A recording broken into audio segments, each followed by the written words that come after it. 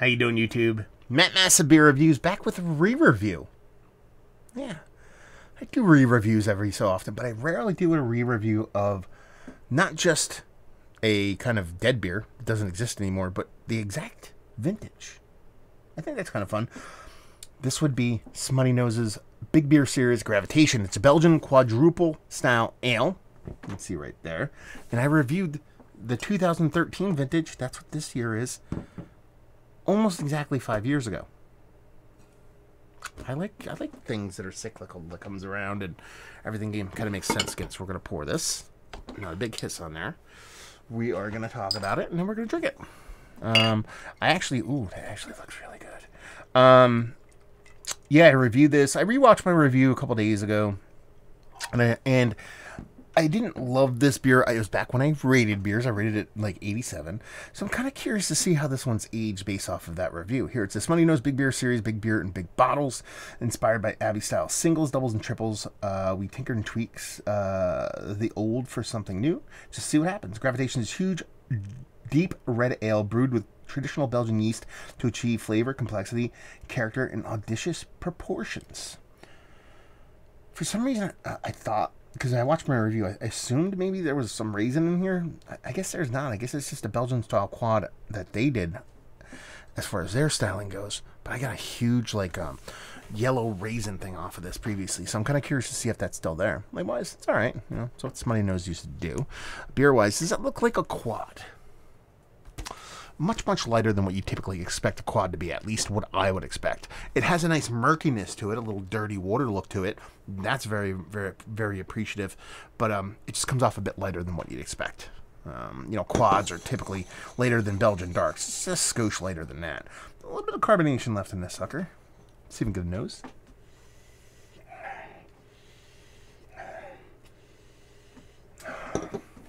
Sweetness.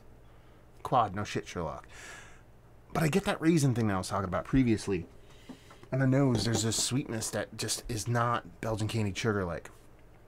It's not just malt sweetness. There's something to it that comes off a little bit different. And with that thought in my head, that little seed, that little kernel in my head of that raisin, I could see that being like a subtle raisin thing. Now you're talking about an aged beer. You're talking about 2013. We're, you know, just about 8 years deep on this sucker. It kind of makes sense for raisins to appear in that kind of beer. More often than not, it's like a deep, plummy kind of raisin that leans into a little bit toffee and stuff like that, especially with a Belgian quad. Here it's a little bit brighter, a little bit greener, a little bit more yellow raisin on this. So there's sweetness in here. A bit of oxidation, but not in a negative way. It just smells sweet. You know what it smells like? It smells like an American version of Belgian quad that's a little bit sweeter than normal with a bit of time on it. So I'm just going to dive right in. Cheers.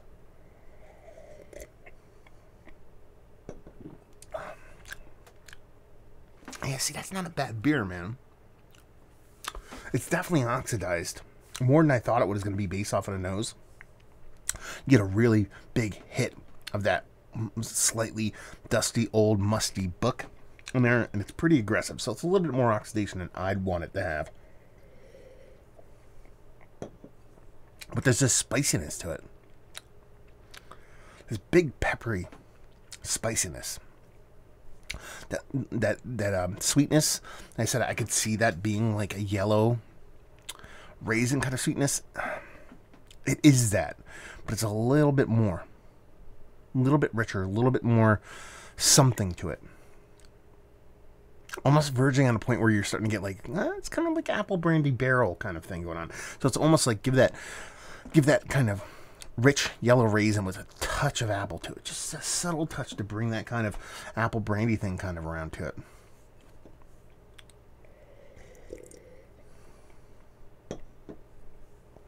I can't believe how spicy this is. It has to be a yeast phenolic in combination with some Ghosts of Hops Past kind of floating around in there. I don't hate this. I don't love it. I mean, you know, I think the beer that I drank, you know, 5 years ago is probably a much better version of this beer. Especially how pronounced the oxidation is on this beer. But it's a fun journey. It's a fun journey to watch that video and go back to this one and kind of not try to kind of And that's the hard part about rewatching videos. Like sometimes I don't want to do it to try to not influence myself on it. But at the same time, there's also this fun little trick you can pull, this fun little game you can have, which is, this beer is so far removed from that beer as far as what it was, but you can still get hints and echoes of what that beer was when I originally reviewed it. It's cool to roll down that path. It's see what's left of the beer, It's kind of like I always talk about, I wish I had a beer fresh and I wish I had it old. While I didn't drink that other one fresh, it was 2 years old, I believe, when I drank it. Fresher, and then have it this much older. That's a really fun journey to go down from. And, rewatching a video and seeing how I'm working through it, even though my video sucked back then, well, they still suck now, is just fun. Man, it's just a fun beer. It's not going to be everybody's cup of tea. If you don't like aged beer, you're probably not going to like this at all. I wouldn't even classify it as a Belgian quad. It doesn't give me any kind of, really, from what I remember and what I listened to when I watched the re-review or the first review, didn't get much of Belgian quad out of it to begin with.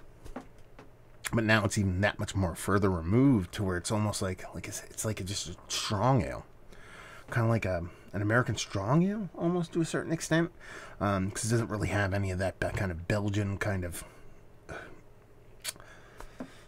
beerness. There's the technical term to it anymore, So a fun little get. I think I got it for like $8, $8. I don't know. I got it at Shangy's. And this is like the third or fourth age one I grabbed from there, and all of them have been subpar. Kind of bums me out that they're purposely putting out subpar age beers, but it is what it is. But yeah, fun beer to have. Let's talk about it. It's one of the better Belgian quads I've had of late, specifically aged Belgian beers. No, it's not even a Belgian beer, at this point, but it was a fun experience. It's one of the more funner aged beer experiences I've had. Sure, let's do that. Value and availability, like I said, they got a bunch of these. If you want to go get one at Shangy's, you're more than welcome. I think they're like $5 to $8. Leave you with, if you like what we like this.